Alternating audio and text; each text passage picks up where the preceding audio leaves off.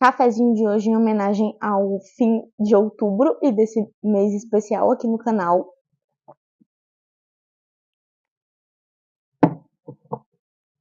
Bom, vamos lá, vamos conversar sobre o último texto desse mês de outubro, que foi um mês destinado a gente conversar um pouco a respeito da Reforma Protestante e do que eu li ao longo desse ano a respeito do assunto, né, a respeito da Reforma Protestante. Então, para a gente finalizar, eu percebi que para discutir de maneira minimamente aprofundada, nem precisa ser tanto, mas para fazer sentido qualquer tipo de discussão aqui, a gente tem que trabalhar com textos pequenos. Eu cheguei a ler a coletânea de escritos do Martinho Lutero, os escritos clássicos da Reforma. Foi o penúltimo vídeo dessa série, ou seja, foi o último vídeo lançado aqui no canal na semana passada. E eu realmente pensei que eu conseguiria falar a respeito de todo o texto aqui. E não consegui, obviamente. Não deu para fazer isso. Então, eu escolhi alguns textos e tive que deixar alguns de fora que foram muito interessantes, de uma leitura muito proveitosa. Mas isso pelo menos me trouxe a ideia de que realmente não dá para falar de muita coisa. A gente tem que deixar um pouco mais enxuto. Esse é o meu maior desafio aqui nesse YouTube. Fazer vídeos e pensar no roteiro pensando que os vídeos não podem ter todas as coisas que foram as minhas impressões a respeito das leituras, porque não dá tempo. Então, já que a gente tem uma quantidade de tempo limitada e eu quero tentar fazer esses vídeos da maneira mais acessível possível, então eu pensei em tratar de um artigo desse livro que eu já comentei aqui, que é o Teologia da Reforma. Esse livro é uma coletânea de escritos, ele tem vários e vários artigos, e artigos bem acadêmicos, tá? Então aqui a gente tem 20 artigos. O que eu quero dizer com bem acadêmicos? Quem tem aí um pequeno contato com a academia, então quem fez um mestrado, quem fez uma pós-graduação aí, ou quem recentemente saiu da faculdade e ainda tem aqueles resquícios, aquela lembrança da estrutura de um texto como um TCC, por exemplo, que é um grande artigozão, né? Um artigo resumo seria um TCC. Então, quem tem essa ideia de como funciona esse tipo de escrito vai entender o que eu estou falando. Aqui a gente tem vários textos sobre vários assuntos que envolvem a Reforma Protestante. E a gente tem artigos que vão tratar de cada um desses pontos, feitos por autores diferentes, cada autor ali dentro da sua especialidade, e que tem um viés bem academicista mesmo. Então, são aqueles textos no estilo artigo, tem até, só não tem as palavras-chave, né, que sempre tem que ter no início de um artigo, de uma revista acadêmica. Se você abrir qualquer revista acadêmica por aí, você vai ver que no início a gente tem as palavras-chave. Aqui não tem a palavra-chave, mas tem toda a estrutura de fazer um resumo. Então, a gente, no início de um artigo acadêmico, tem que fazer um resumo daquilo que vai ser o artigo. No final, tem que ter a bibliografia, naquele estilo da ABNT. Então, tem tudo aqui. É exatamente um artigo. Eu nem sei se esses foram artigos realmente tirados de revistas acadêmicas, não sei se é o caso, mas é assim que funciona essa estrutura. Então, eu pensei, vou conversar a respeito de um artigo que existe aqui que seja interessante da gente pontuar. Eu já comentei a respeito de um artigo que está aqui num vídeo resumo do mês de agosto, leituras do mês de agosto. É um artigo a respeito de batismo.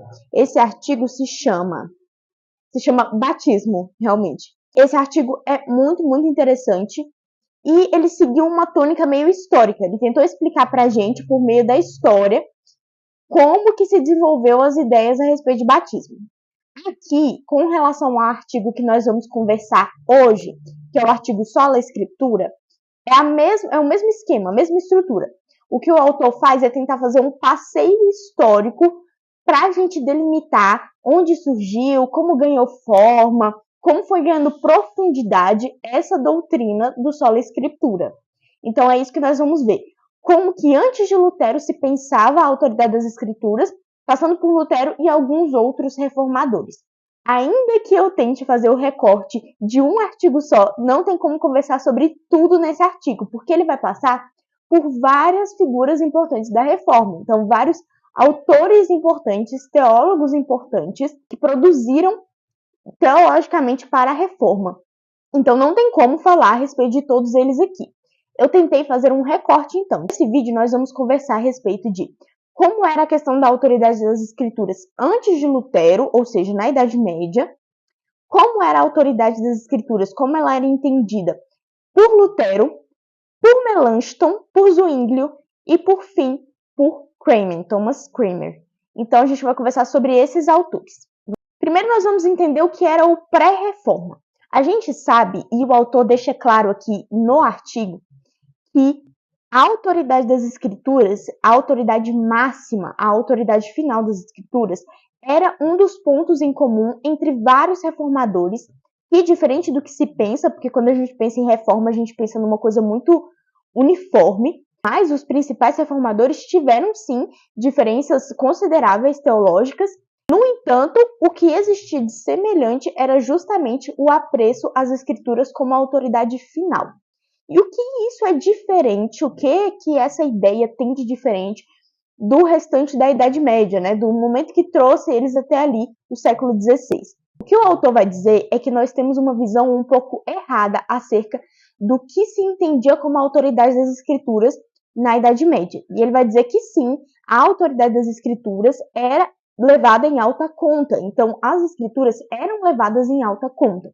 Eu comento um pouco a respeito disso quando eu vou falar sobre a introdução lá dos textos de Martinho Lutero. Então, no último vídeo aqui no canal, vídeo da semana passada, que foi o penúltimo vídeo desse especial da Reforma, eu comento um pouco a respeito disso. O Jonas Madureira vai comentar também que existe essa diferenciação, que nós não podemos pensar que a teologia, os grandes teólogos católicos romanos da Idade Média deixavam a escritura completamente de lado, não consideravam a escritura. Não era isso. No entanto, nós temos uma diferença muito clara, que é, para os grandes teólogos católico-romanos daquele período da Idade Média, a igreja era a fonte, digamos assim, mediadora mais segura das escrituras. Então, era a igreja que produzia um contexto adequado para a leitura da escritura. Para ilustrar um pouco essa questão, a gente vai comentar a respeito de uma frase do Santo Agostinho na carta contra os maniqueístas. Ele vai dizer o seguinte: na verdade, eu não teria crido no Evangelho se a autoridade da Igreja Católica não me despertasse para a ação. Qual ação? A ação de crer no Evangelho. Então aqui a gente vê que Santo Agostinho está levando as escrituras em alta conta. No entanto, ele fala que ele não levaria as escrituras em alta conta se não fosse pela mediação da igreja. É a igreja que traz a relevância das escrituras. No entanto, ele vai dizer também, Agostinho diz em algumas cartas, em algumas... Aqui a gente tem as fontes, tá? Uma coisa maravilhosa desses artigos acadêmicos é que tem a fonte de tudo. Se você quiser fuçar todo o artigo e tentar encontrar todas as fontes, você pode fazer isso, sinta-se à vontade.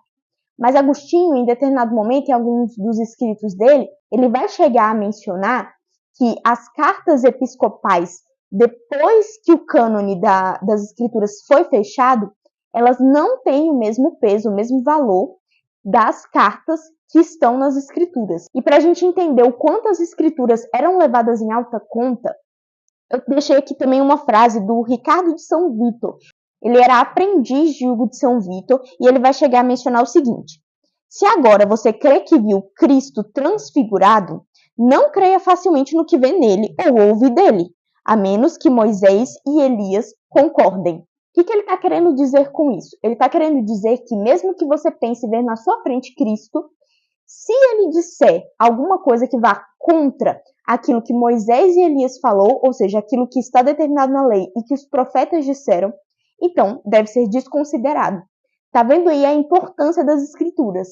Então, sim, se pensava na importância das escrituras e no estudo das escrituras na Idade Média, pelo menos por parte daquela quantidade muito pequena de pessoas que eram as pessoas letradas, os grandes teólogos formados pela igreja. Qual a diferença, então, entre a ideia de sola escritura? É que a gente tem uma relação muito dependente. A escritura é muito dependente do contexto da igreja, da maneira como a igreja a utiliza. Com o tempo, a gente vai ver também que, com o passar dos anos, aqui a gente estava falando de Santo Agostinho. Santo Agostinho estava no século IV ou no século V, se eu não me engano. Eu acho que era século IV, o século em que nasceu Santo Agostinho, que viveu Santo Agostinho. Então, a gente está ali num período bem incipiente. Quando nós vamos chegando na Alta Idade Média, esse surgimento da ideia de que há uma autoridade maior da igreja acima das escrituras vai ganhando mais força e mais peso. De forma que quando Lutero aparece, a gente já tem um pensamento de que a igreja está acima das escrituras. É ela que delimita a importância das escrituras. Então aí nós chegamos em Lutero. Lutero vai dizer que todas as autoridades eclesiásticas e toda a autoridade de documentos, ela deve passar pelo crivo das escrituras, que a escritura é a autoridade máxima. Lutero em nenhum momento negou autoridades, não negou a autoridade de concílios, a autoridade de documentos, de indivíduos na igreja, de cargos, mas o que ele negava é que existe algum tipo de pareamento ou de superioridade dessas posições em relação à escritura. Então ele vai dizer que a escritura é a autoridade final. E Lutero vai levar tão a sério a questão das escrituras e da importância de se entender cada palavra das escrituras para a gente ter uma fé mais sadia, que se você for olhar para a vida de Lutero, existiram momentos em que ele deixou isso claro, em que por meio das ações dele, ele deixou clara a importância que ele dava às escrituras. Por exemplo, com relação ao debate que ele travou com o Zwinglio, que eu vou comentar mais à frente a respeito de Zwinglio. Mas Lutero travou um debate muito forte com Zwinglio, um debate físico, né? Eles se encontraram fisicamente num debate, e esse debate, se eu não me engano, durou assim dias e dias. E nesse debate eles vão discutir a respeito da fala de Jesus, em que ele diz: "Isso é o meu corpo", para falar do pão. Então, Lutero e Zwinglio tinham uma diferença teológica com relação a essa questão da consubstanciação, se a ceia era só memorial, enfim, eles tinham essa discussão lá, mas a argumentação deles foi toda baseada em interpretar, em entender essa frase de Cristo: "Isso é o meu corpo". Então você vê que realmente Lutero voltava-se muito às escrituras para pensar na teologia que ele estava fundamentando ali. Outra coisa importante de se mencionar, que no artigo a gente fica sabendo, é que Lutero não pensava num sola escritura assim, digamos assim, individualista. Não era a ideia de que eu lerei e eu extrairei das escrituras aquilo que está escrito nela. Muito pelo contrário, ele dizia que a leitura é comunitária. Nós lemos em conjunto com aqueles grandes que leram a escritura antes de nós. Por isso é importante o estudo da teologia, os estudos teológicos daqueles que vieram antes de nós, porque eles também leram as escrituras. E como a leitura é comunitária, nós vamos e muito aprender a partir desse tipo de escrito, desse tipo de impressão desses grandes teólogos que leram. É como se a gente estivesse lendo em conjunto, tá todo mundo sentado lendo junto. Então, quando você lê um comentário bíblico ou quando você lê uma teologia sistemática desses grandes autores, em que eles vão tentar sistematizar as doutrinas bíblicas, é como se você estivesse lendo a Bíblia com essas pessoas, numa leitura coletiva, assim, em conjunto, sentado com essas pessoas. Então, por isso que é importante também estudar aquilo que disseram os grandes estudiosos das Escrituras. Lutero também vai ter uma noção já incipiente da ideia de que a Escritura vai interpretar a si mesma. Então, a Escritura interpreta a Escritura. Esse é um lema, uma ideia teológica, uma ideia de leitura da Bíblia, que Lutero já vai tratar. Então, ele vai dizer que a Escritura, por si só, já nos dá a chave de como nós devemos lê-la.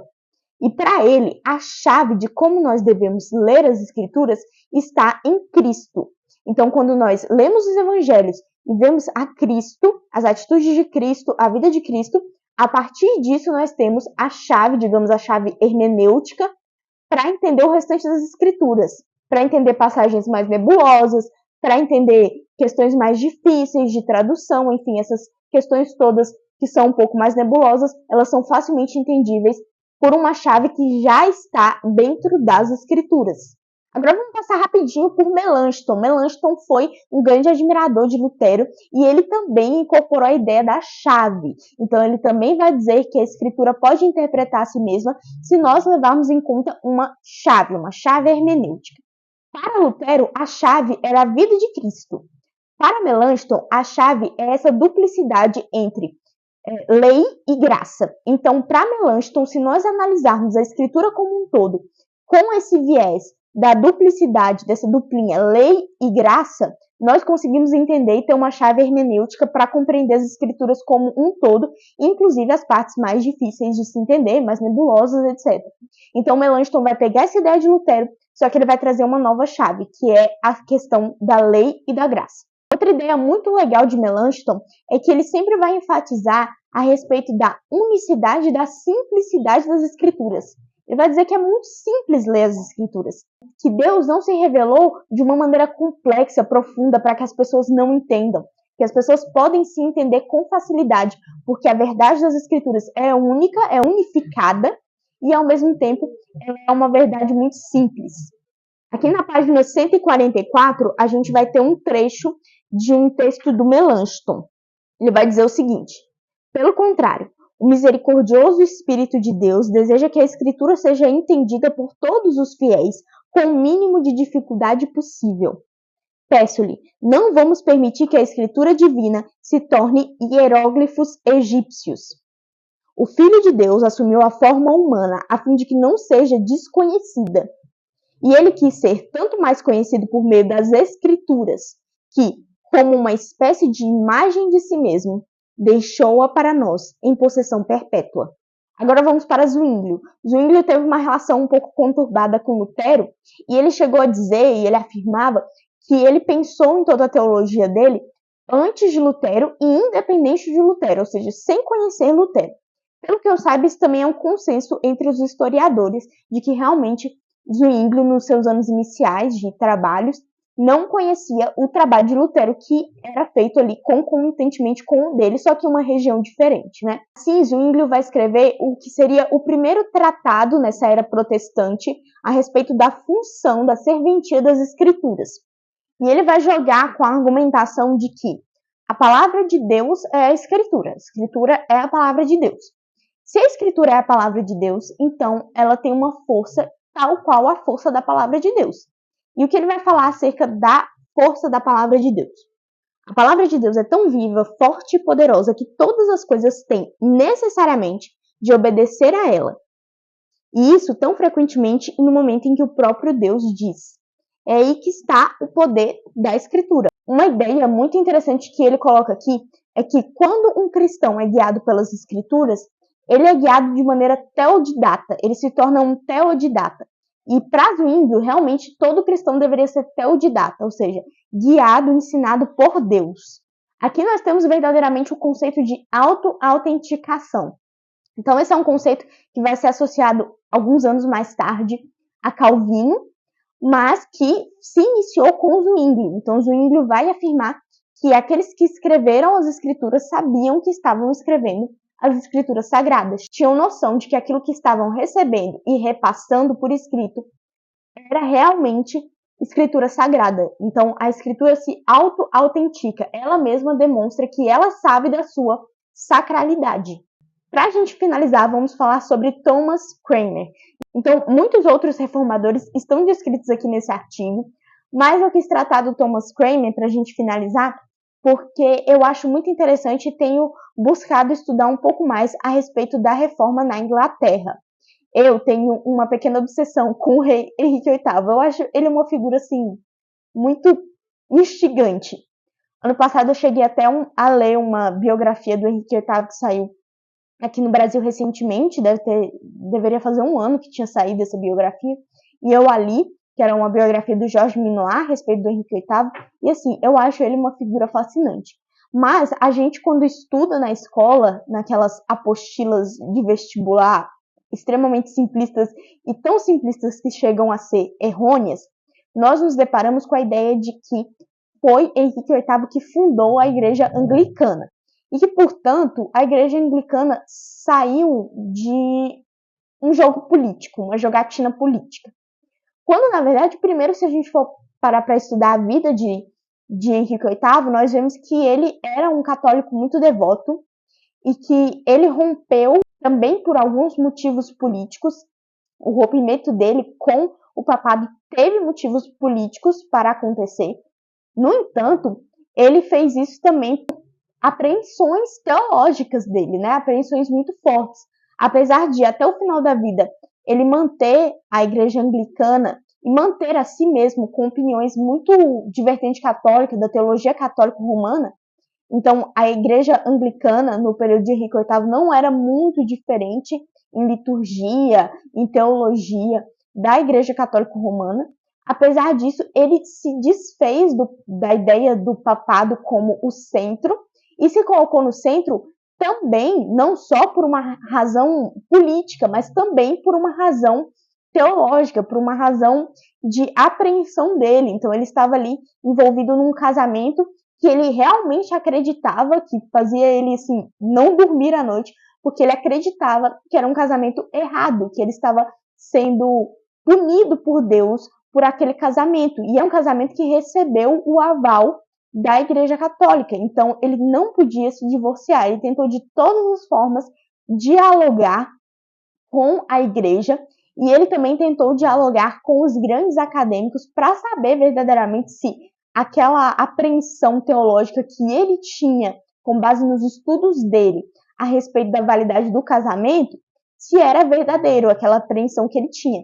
Então, no final, ele chegou à conclusão de que ele precisaria se divorciar. Aliás, ele chegou à conclusão de que o casamento dele era um casamento inválido, não era um casamento verdadeiro, é como se ele estivesse vivendo com uma concubina, e a Igreja Católica não aceitou isso. Então, existiu todo um rebuliço teológico que foi muito além de questões políticas. A gente pensa assim, que ele queria se divorciar, queria arrumar uma outra mulher, se apaixonou por outra mulher, e a Igreja não permitiu.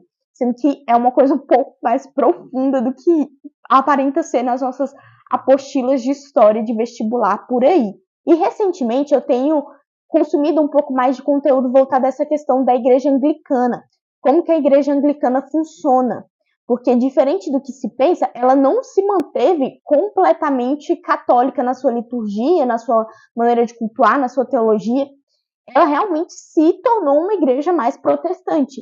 E ela se tornou mais protestante justamente com o Thomas Cranmer. Thomas Cranmer era arcebispo da Cantuária, e até hoje, na Inglaterra, o arcebispo da Cantuária ele tem uma função mais administrativa, mais assim, profunda, mais ativa. Então, a gente pensa que o chefe da igreja anglicana é o rei ou a rainha. Mas quem trabalha teologicamente na igreja, quem trabalha de maneira mais ativa na igreja, é sempre o arcebispo da Cantuária.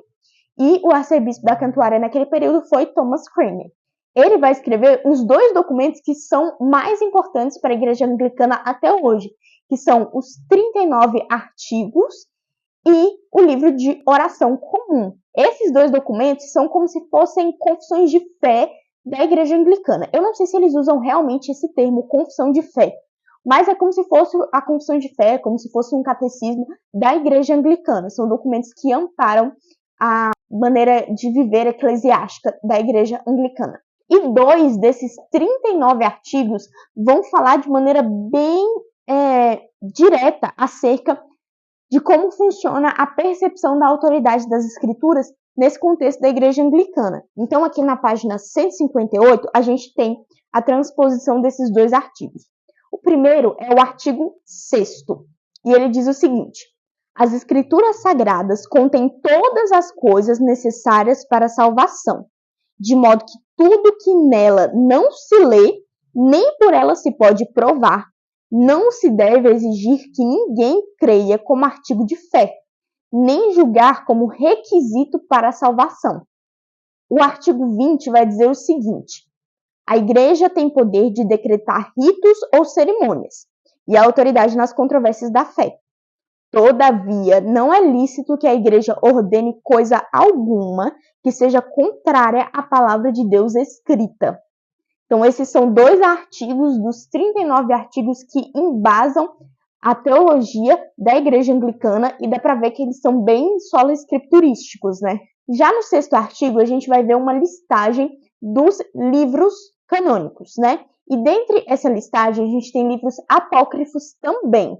Mas os livros apócrifos são delineados, são escritos no artigo 6º como úteis para a prática da igreja, para a prática da vida pessoal, né? Então, eles trazem aprendizados morais importantes e interessantes.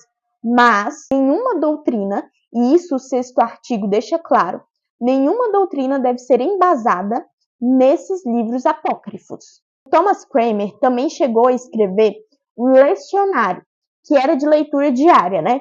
E ele servia como um complemento ao livro de oração comum.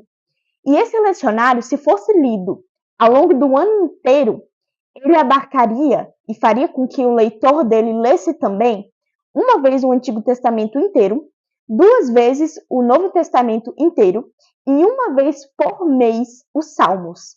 Então você vê que no próprio lecionário existe um direcionamento para que a população comum, não eram doutores, não eram indivíduos que faziam parte da igreja de maneira administrativa, digamos assim, não eram essas pessoas que eram alvo do lecionário, mas o lecionário estava direcionado à população comum. A população comum deveria fazer uso e ler o lecionário todos os dias para assim ler uma vez por ano o Antigo Testamento, 2 vezes o Novo Testamento e uma vez por mês os Salmos. Você vê aí, então, que para o Cranmer as escrituras estão em alta conta na vida eclesiástica. Por fim, eu vou terminar com uma frase do próprio Cranmer, em que ele vai dizer o seguinte: se qualquer outra coisa fosse a palavra de Deus que não a Sagrada Escritura, não se poderia ter certeza da palavra de Deus. Se não tivermos certeza da palavra de Deus, o diabo será capaz de fazer para nós uma nova palavra, uma nova fé, uma nova igreja, um novo Deus. De fato, fazer Deus de si mesmo, como tem feito até agora, porque esse é o fundamento do reino do anticristo.